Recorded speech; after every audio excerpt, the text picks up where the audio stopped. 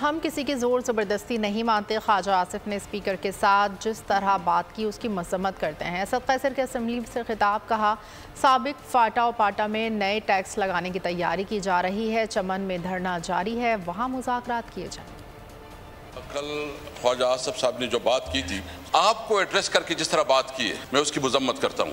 اس وقت جو پاٹا اور پاٹا کے اوپر جو ٹیکس کی ایک کل میٹنگ تھی کہ اس وقت جو پاٹا سے جو ٹیکس وصولی ہوتی ہے وہ تقریباً 50 بلین ایک اور 20 بلین 70 بلین روپے پاکستان کو مل رہے ہیں، لیکن اس کے مقابلے وہاں کیا مل رہا ہے؟ تو اس فیصلے کا مطلب یہ ہوگا کہ یہاں آپ نے مزید بے روزگاری پیدا کرنی ہے۔ جو چمن میں اس وقت جو ہے نا ایک بہت بڑا دھرنا جاری ہے، ان لوگوں کی ڈیمانڈ ہے کہ ان کو ساتھ جو ہے نا ہم ٹیکس بھی دیتے ہیں، اس کا نظام کی جو پاکستان کی جو لاگو قوانین اس کو مانتی بھی ہیں، لیکن اس کو ایگزمپشن دی گئی جو پوری دنیا میں ملتی ہے۔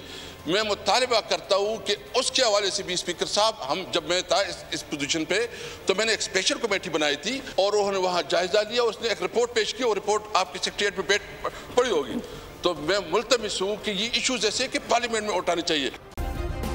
سبسکرائب کریں اور بیل دبائیں تاکہ کوئی خبر رہ نہ جائے۔